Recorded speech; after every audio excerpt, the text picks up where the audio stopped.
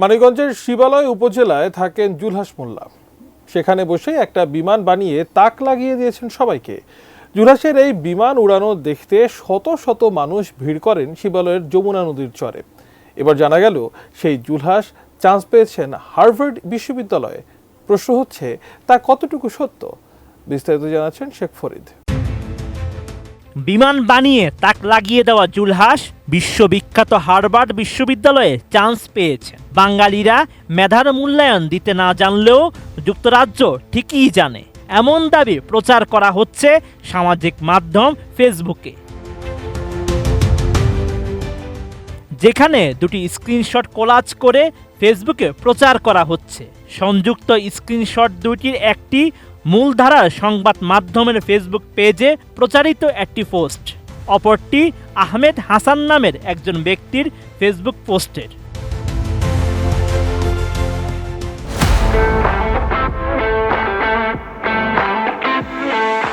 এই স্ট্যাটাসটি চোখে পড়েছে ফ্যাক্ট চেক প্রতিষ্ঠান রিওমার স্ক্যানারের। তাদের অনুসন্ধান টিম জানায়, মানিকগঞ্জের তরুণ জুলহাস মোল্লার যুক্তরাষ্ট্রের হার্ভার্ড বিশ্ববিদ্যালয়ের ভর্তির সুযোগ পাওয়ার তথ্যটি সঠিক নয়, বরং আহমেদ হাসান নামের অপর এক ব্যক্তির হার্ভার্ড বিশ্ববিদ্যালয়ে ভর্তির সুযোগ পাওয়ার ঘটনাকে আলোচিত দাবিতে প্রচার করা হয়েছে।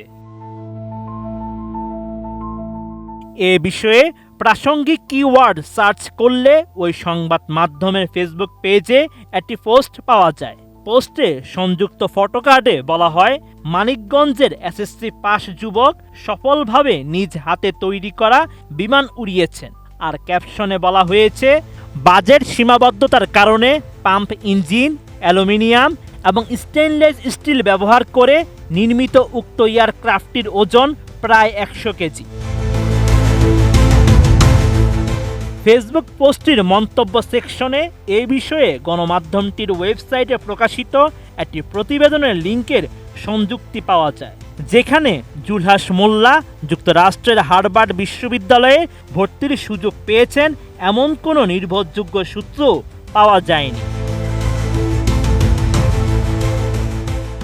এছাড়া প্রচারিত পোস্টে হার্ভার্ড বিশ্ববিদ্যালয়কে যুক্তরাষ্ট্রের বিশ্ববিদ্যালয় দাবি করা হলেও আদতে হার্ভার্ড বিশ্ববিদ্যালয়, সুতরাং আহমেদ হাসান নামে ভিন্ন এক ব্যক্তির হার্ভার্ড বিশ্ববিদ্যালয়ে পড়ার সুযোগ পাওয়ার ঘটনাকে বিমান বানিয়ে আলোচনায় আসা জুলহাস মোল্লা হার্ভার্ড বিশ্ববিদ্যালয়ে পড়ার সুযোগ পেয়েছেন দাবিতে প্রচার করা হয়েছে, যা সম্পূর্ণ মিথ্যা। Sheikh Farid, ATN news.